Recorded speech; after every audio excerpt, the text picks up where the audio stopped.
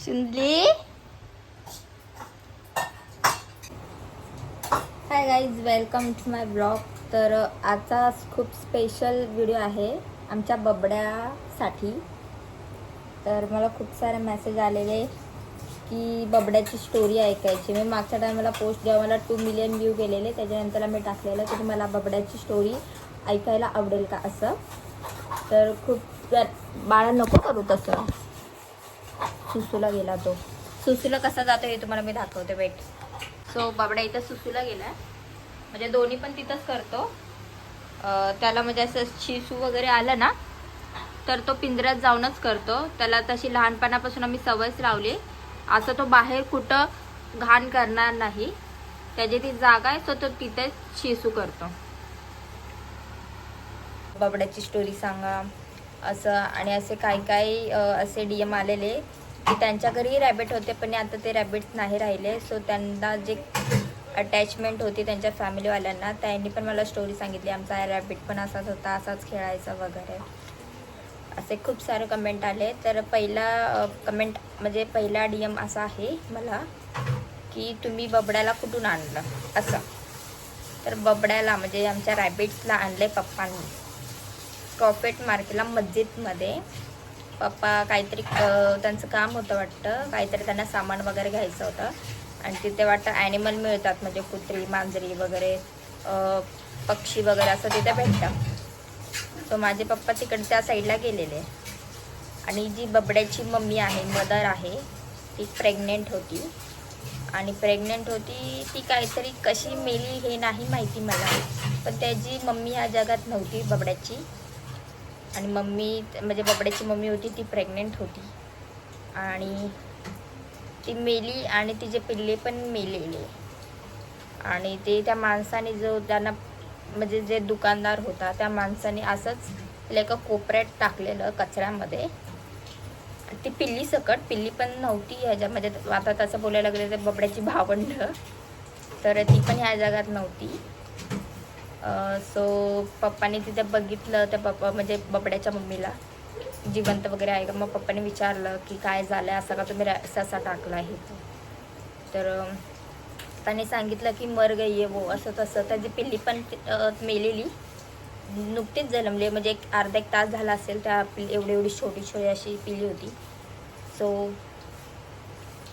तेव्हा मग पप्पाने बघितलेली. मग त्यातलं एक पिल्लू जे होतं ते जिवंत होतं. आणि मग ते पप्पाने दाखवलं त्या माणसाला की हे वाला पिल्लू जिवंत आहे असं तसं. मग तो माणूस बोला की ये भी जो बच्चा है वो मर जाएगा, उसकी माँ तो चली गई है. आणि त्यात बबड्याच्या मम्मीवरती म्हणजे जी मेलेली जी सशीन होती ती जेव्हा अशी माशा वगैरे बसत होत्या, त्याला म्हणजे कचऱ्यात टाकलेलं त्या लोकांनी. सो माझ्या पप्पाला आली दया. सो माझे पप्पा त्या पिल्लूला घेऊन आले. जसं काय म्हणतात ॲज अ पिल्लू असतं ना, उंदराचं पिल्लू, ते कसं एवढं असतं तसं बबड्या पण होता, तेवढाच होता. आम्हाला पण वाटला जगणार नाही वगैरे. तरी आम्ही मग म्हणजे असं इंजेक्शन असतं त्याने आम्ही दूध पाजलं वगैरे त्याला. तो त्याची म्हणजे एवढी पण तब्येत नव्हती चांगली की तो जगेल. आम्हाला पण वाटलं हा मरेल वगैरे असं तसं, पण तो जगला. आम्ही त्याला डॉक्टरकडे पण नेलेलं. तेव्हा त्या लोकांनी काहीतरी असं त्यांनी बोलले की आता हे पिल्लू आहे, ह्याची आम्ही गॅरंटी देऊ शकत नाही असं तसं. पण त्यांनी इलाज वगैरे केलेला, काय औषध वगैरे दिलेलं. औषध पण कसं पाजायचं ते होतं एक पिल्लू. मग आम्ही इंजेक्शनमधून त्याला ते असं टॉनिक टाईप असं काहीतरी होतं ते दिलं. मग हळूहळू ते असं त्याचे डोळे उघडले, ते एवढं पिल्लू असं झालं. ठीक आहे, म्हणजे तेव्हा तिथपासून बाबड्याची स्टोरी चालू झाली. बाबड्या आमच्याकडंच आहे, एवढं पिल्लू होतं. मग ते मोठं झालं वगैरे आणि मग त्याला सवय लागली की त्याला म्हणजे त्याची फॅमिली आम्हीच आहे. म्हणजे त्याला आता त्याची फॅमिली त्याला माहीतच नसेल की काय त्याची फॅमिली कशी होती वगैरे, कारण की त्याचं कोणच नव्हतं. त्याची सगळे जी मम्मी होती तीच ऑफ झालेली. तर तेव्हा घेतलेला बबड्या होता आणि तो आता आमच्याकडे तो राहतोय. आणि बबड्याचं रुटीन बोलायला गेलं तर आम्ही बबड्याला खायला दुसरा एक मेसेज होता, तुम्ही बबड्याला काय खायला देता. हे झालं बबड्याचा पास्ट की बबड्या आमच्याकडे कसा आला. आता तसंच बोलायला गेलं तर रॅबिट्स आमचे खानदानी बोलतात ना पक्ष, खानदानी प्राणी आहेत. माझ्या पप्पाकडे पण रॅबिट होता, त्यांनी पण पाळायला आणलेला. माझ्या आजोबांकडे, माझ्या पप्पांकडे त्यांच्याकडे पण रॅबिट होता. माझे पप्पा जेव्हा लहान होते तेव्हा पण पप्पांनी रॅबिट आणलेला, त्यांच्याकडे पण रॅबिट होता. मी जर इथे छोटा फोटो लावेल व्हिडिओमध्ये, पप्पाकडे जेव्हा त्या काळात रॅबिट होता.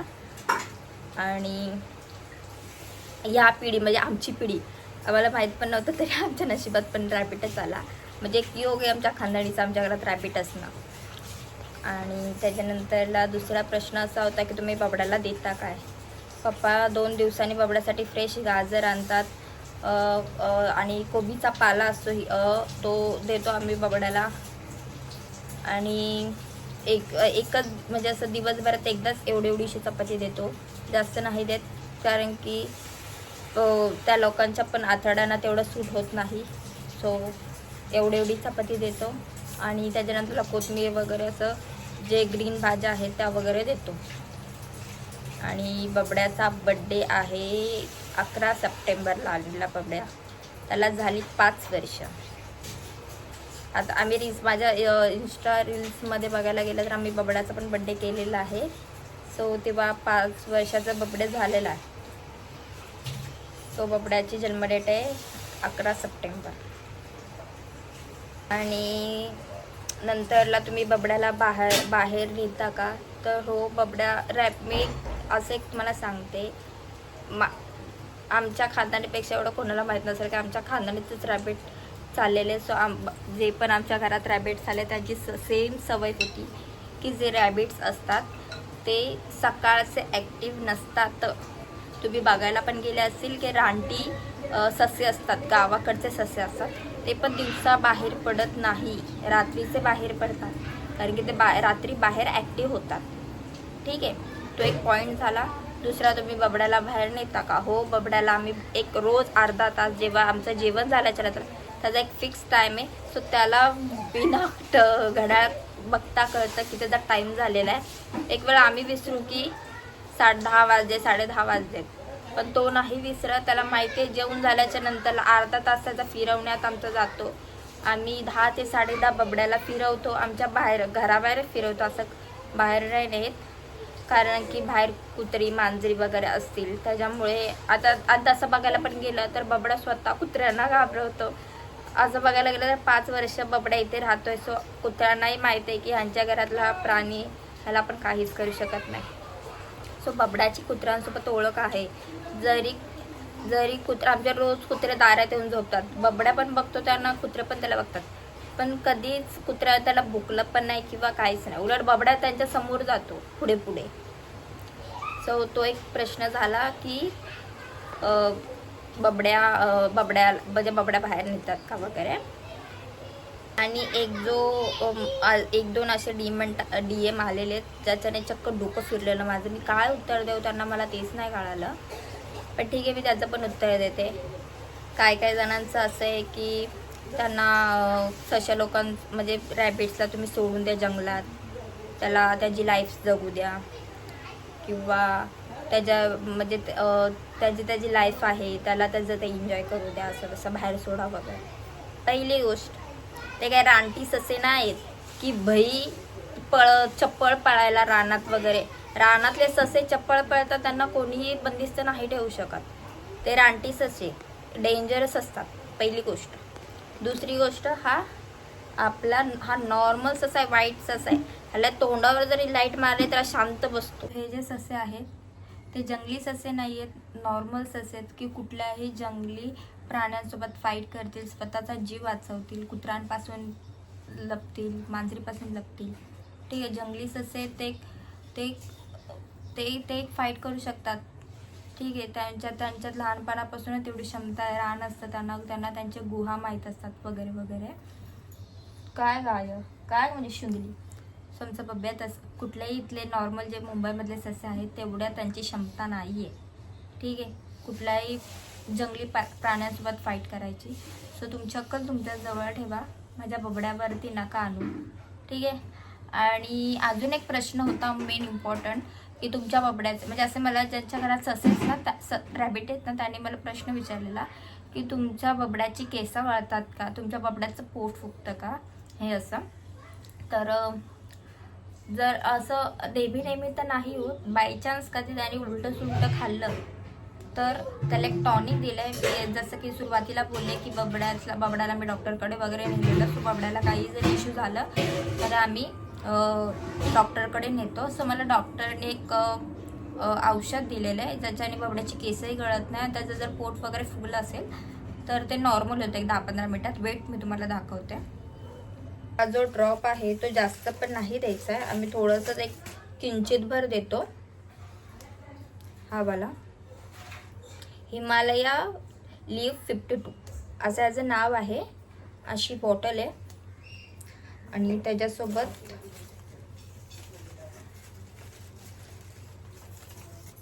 हे असं भेटतं. हे जास्त पण नाही घ्यायचं, 0.2 ml पेक्षा पण आम्ही कमी घेतो. म्हणजे जेवढं कमीच देतो. जर त्याच्याने पण नाही राहिलं तर थोडंफार जास्त औषध नाही देत त्याला आम्ही, आणि औषधाची पण सवय नाही लावलेली आहे. सो बोलायचा उद्देश असाच की जर तुम्हाला एवढं रॅबिट्सबद्दल क्यू येत असेल तर तुम्ही जिथे क्रॉफेट मार्केटला जे ॲनिमल विकतात, रॅबिट्स वगैरे, पक्षी वगैरे, ठीक आहे, पक्षी तर उडणारे असतात तरी पण त्या लोकांना पिंजऱ्यात वगैरे ठेवतात. त्यांना मला दया येईल अशी माणसं तिथं ॲनिमल आहेत. पक्षी पण आहेत वेगवेगळे, पोपट पण आहेत. ज्यांना असं बाहेर उडायची सवय असते तरी पण काही लोक असतात की ज्यांना पिंजऱ्यात ठेवतात. ठीक आहे, तिथं जाऊन तिथं पण खूप सारे ससे रॅबिट्स वगैरे आहेत. तर तिथे जाऊन ते तर 24 तास बंद असतात रॅबिट्स. ठीक आहे, ते कापायला देतात. लोक खातात रॅबिट्सला, अशा रॅबिट्सला खातात, व्हाईट रॅबिट्सला बोलतात, त्याच्यात प्रोटीन असतं म्हणून. सो तिथं तुम्ही जावा आणि तिथल्या लोकांना पकडा आणि तिथे जाऊन बोला की तुम्ही रॅबिट्सला सोडा, तुम्ही खूप त्याला त्याची लाईफ जगू द्या, हे असं जंगलात सोडा. तर तुम्ही त्या माणसाला बोला. या बबड्याची लाईफस्टाईल एकदम छान, एकदम हॅपी आमच्यासोबत. ठीक आहे, सो थँक्यू सो मच. तुम्ही कमेंट केली त्याचं उत्तर तुम्हाला भेटलं आहे. आणि जे पण आमच्या बबड्यावरती प्रेम करतात त्यांना थँक्यू सो मच. तिकडे राटीस असायला माहीत असतं त्यांना की त्यांचा जीव कोणापासून वाचवायचा, कोणापासून नाही वाचवायचा. आता जर ह्याला लहानपणापासून इथं ठेवले आणि जर आम्ही पाठवलं, जंगलात पाठवलं, मग काय जंगली कुत्रे, जंगली मांजरी, जंगले जे काय असतात ते ॲनिमल्स त्याचं जे अटॅक करणार, बरोबर. मग तो इथं जिवंत राहतोय ना, तिथं जाऊन काय त्याला मारायचं आहे. आणि पहिली गोष्ट, बबड्या आमच्याशिवाय तो राहू नाही शकत, कारण की बबड्यालाही माणसांसारखंच करमत नाही. जर आम्ही कुठं दिवस म्हणजे बाहेर गेलो तर बबड्या पळत आमच्या जवळ येतो, उड्या मारायला लागतो, बेडवरून इकडून सगळीकडे फिरतो की तुम्ही आला, त्याला आनंद झाला म्हणून. आता आपण एक 10 दिवस कोणासोबत बोललो तर आपल्याला एक अटॅचमेंट होती. तो तर 5 वर्षापासून म्हणजे 5 वर्षापासून उलटून गेले. आता सप्टेंबरला 5 वर्ष झालेली, आता डिसेंबर. सो एवढे महिने बबड्या आमच्यासोबत वर्षापासून सोबत आहे. त्यालाही आमची अटॅचमेंट झाली आणि आम्हालाही त्याची अटॅचमेंट. जर बबड्याबद्दल अजून तुम्हाला काही विचारायचं असेल तर मला नक्की कमेंटमध्ये सांगा, मी नक्की तुम्हाला सांगेन. थँक्यू. मे आपल्या बबड्याला काय बोलतात माहिती का, जंगलात सोडून द्या म्हणून. का? आमचं बबड्या जंगली नाही आहे, आमचं बबड्या माणसासारखं आहे. त्याला ओळख नाही जास्त. तो इथं घरात कुठे सुद्धा घाण करत नाही, डायरेक्ट तो पिंजऱ्यात जातो. तो कुठेही असू द्या तो पळत येतो. आम्ही जेवाय जर बसलं तर पहिलं त्याला जेवण दिल्यानंतर मग आम्ही जेवण घेतो. पहिलं तो बबड्या आम्हाला खाऊ सुद्धा देत नाही. पहिलं मला द्या, मला द्या, मला द्या. अशा एवढा हुशार बबड्याला जंगलात सोडून, जंगलात लोक काय करतात, त्यांचं संरक्षण होतं. जंगलात लोक पकडून त्यांना खाऊन टाकतात, मटण करतील, मटण. इथं घरात माणसाप्रमाणे तो बबड्या आमचा एक सदस्य आहे आमच्या घरातला. तिथे लगेच जंगलात येतात ना ती माणसं, रॅबिट पकडायला लगेच मटणच. बबड्यालाही आमच्या 6 माणसापेक्षा आम्ही एक जरी कोण नसेल तर बबड्या अख्खं घरभर शोधतंय कुठे गेली म्हणून माणसं. आणि बबड्या आमचं खाली बसत नाही. आम्ही संध्याकाळच्या वरती जातो ना झोपाय, आमचा बबड्या सुद्धा आमच्या सोबत वरती येतं. अजिबात खाली थांबत नाही बबडा. पहिलं बबडा आमच्या शिड्या चढून जायचं, पण बबड्या खाली पडला ना तर त्याला 5,000 रुपये आम्ही खर्च केलाय त्या बबड्यासाठी. त्याचं ते ड्रेसिंग, त्याला इंजेक्शन, त्याला ते ह्याचं इंजेक्शन दिलं बेहोशीचं. पण बबड्या आमचं शुद्ध राहिल्यावर पूर्ण ते पायाचं त्यांनी काढून फेकलं. मग आम्ही दुसऱ्या डॉक्टरकडे नेलं. त्या डॉक्टरने त्याला ते इंजेक्शन कापलं, त्याच्या पायामध्ये असं टाकलं आणि वरून पट्टी लावली. मग आमच्या बबड्याचा पाय चांगला झाला. तेव्हापासून बबड्या शिडी चढत नाही. मग आम्ही स्वतः त्याला घेऊन जातो बबड्याला वरती. एवढं हुशार बबडा आहे. तुम्ही का त्याला बोलता की जंगलात सोडा? तो जंगली आहे. अक्कल घाण हा, ऐकतोय बबड्या आमचं.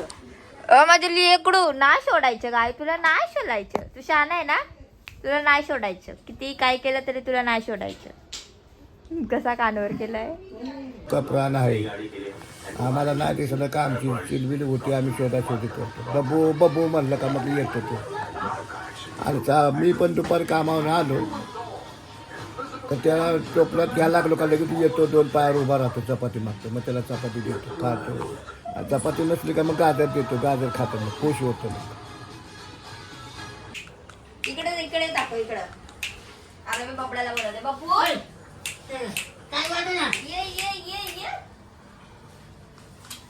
हे बबड्याबद्दलची अटॅचमेंट आमच्या फॅमिलीची. तो पुन्हा मेसेज करू. बाय.